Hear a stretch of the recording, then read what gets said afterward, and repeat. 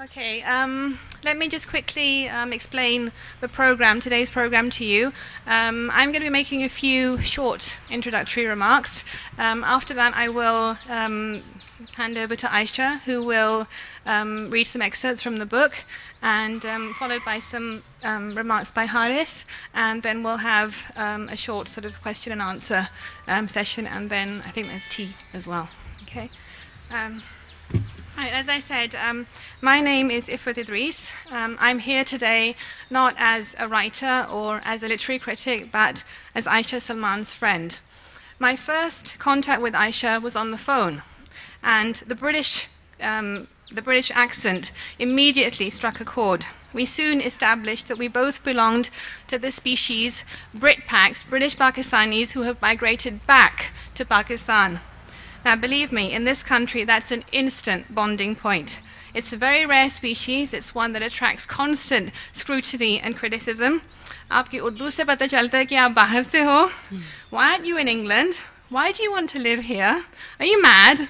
As I said, a definite point of connection. The first time I actually met Ayesha was at an office function. We both worked for the Asian Development Bank. At the time, she weighed a good, if you can imagine this, a good 20 kilos, at least more than she does now, because she was heavily pregnant with her second son, Shamir. And Shamir Rashid is now, mashallah, 7 years old.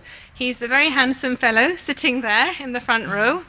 So thanks to that indelible image of Ayesha waddling up the stairs towards me, I never have any problem dating the length of our friendship. And as friends do, we gradually shared each other's histories. Now, mine is reasonably colorful, but it pales in comparison to Ayesha's. And as I got to know her, I realized that behind the confident, happy persona that she presented to the world was a person who had suffered infinitely more than her fair share of knocks in life. Many of you here are Ayesha's friends. Many of you are familiar with her story. Suffice to say, for those who are not, that it is far more dramatic and involves many more ups and downs, trials and tribulations than the story told in Blue Dust. It is a story with much pain, loss, heartache and suffering of every kind, emotional, physical, financial. And yet, ultimately, it is a story of survival and triumph. Ladies and gentlemen, it takes real strength of character and determination to overcome such difficulties and obstacles. Even before Blue Dust was published, I was in awe of Ayesha and her husband Salman for everything that they have achieved. In their respective fields, they have both worked miracles. Rising to the top when you have all the advantages is easy, but to do so when the odds are so heavily stacked against you, well, that's tough. I want to take this opportunity to pay tribute to both of them. Ayesha, over the past 9 years, I've watched with admiration how you've handled your family, your work, and your writing. In each sphere of your life, I've seen you grow and bloom. And today represents, for me, less the launch of your book as a celebration of you coming into your own, overcoming the rotten hand fate dealt you, and realizing your true calling and your potential. And I won't say full potential, because I know this is just the beginning.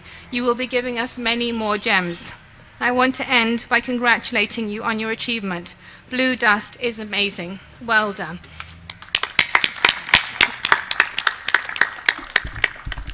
My God, I'm speechless. Thank you so very much. Thank you. And thank you all so much for being here. It's a great honor for me.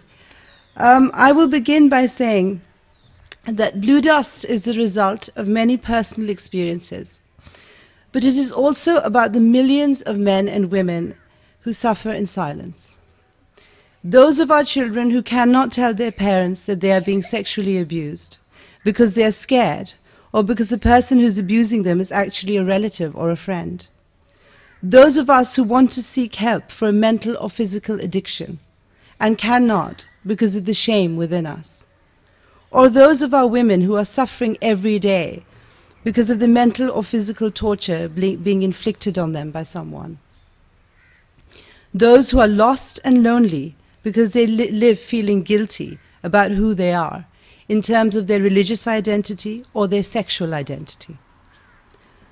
whether that be because they're from a religious minority or whether it's the wrong sect. When and how will their voices be heard? I feel strongly that we do not talk about these issues enough. Through the stories of 3 women and 1 man in Blue Dust, I have tried to explore these issues and talk about those things we prefer not to talk about. I have tried to understand myself and others in the context of the societies in which we live, a relationship that remains fractured and flawed.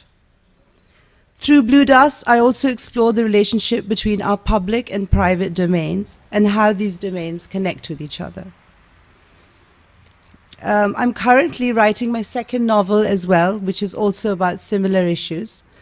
And I'm also a published poet, and some of my poetry is coming out in literary journals in the UK. I will now go straight to Blue Dust and read a few excerpts. This first one is about a woman who's suffering from alcoholism. When I knew Daddy had gone, I lost my sense of physical being. My body had no face or form. I felt no sensation, just a vague perception of the objects surrounding me.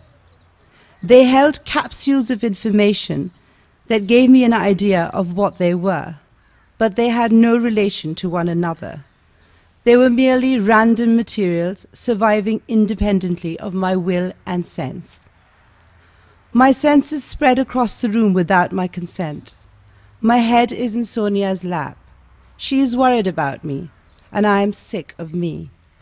I know I will never see Daddy again, but I am not sure why. I am asleep. The bed is breathing with ants.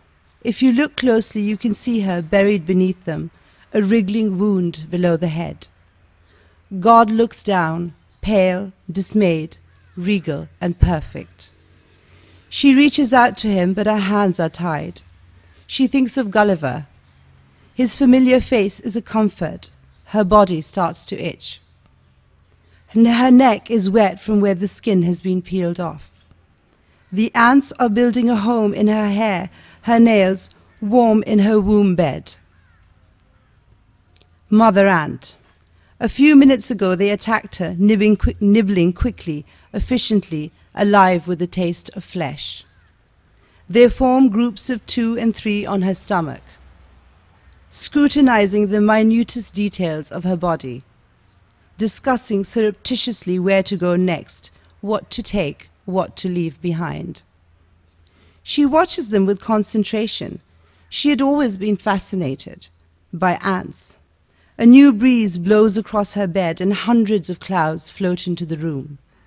They wrap themselves around her and she wishes they'd stay. The ants are suddenly lost and Antland dissipates. Have they forgotten her lifting their little bodies when they were sprawled at the banks of salvation? She didn't let them drown then. What would they do for her now? This is a chapter that's called Zeyb's 2 halves. Zeyb grew up with 2 halves, the clean half and the dirty half. Sometimes the clean half became the dirty half, and sometimes the dirty half the clean half. It all depended on where she was. Just like the 2 ends of a rope that look the same but aren't. At school it was a Christian half that was the dirty half. But even outside school, Jure was a common name for Christians, and she was one of them. The Christians were usually employed as domestic servants, generally sweepers or road cleaners, and they were often avoided and spoken to with derision. It was a widely accepted fact that Christians were intrinsically dirtier than Muslims. And in most households, they were not even allowed to use the same utensils or cutlery. One day, Zeyb was talking to one of the cleaners in school, and a classmate of hers turned to another and said, "Look at her talking to them as if they were her own." Well, then what do you expect? They are her own after all, aren't they? They both laughed and hastily moved away from Zeyb, and then one of them added, "Have you noticed they have a peculiar smell that makes them stand out?"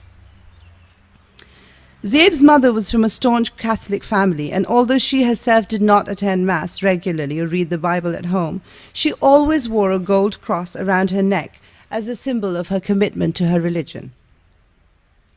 She had refused to convert to Islam when she had married Zeyb's father. She had said she refused to succumb to the hypocrisies of society. Hypocrisies of society. As a child, all Zeyb wanted was to be accepted. Shafi, her father, had initially tried to persuade her mother to convert, justifying himself by saying it would make it much easier for everyone. It's just to keep their mouths shut, and what does it matter to us anyway? It matters to me. It's about principles. I love you, and that's all that matters. As a result, many of the friends they had before they became a couple started avoiding them. And their daughters were derided by both the Muslims and the Christians. They became the untouchables. Should I stop?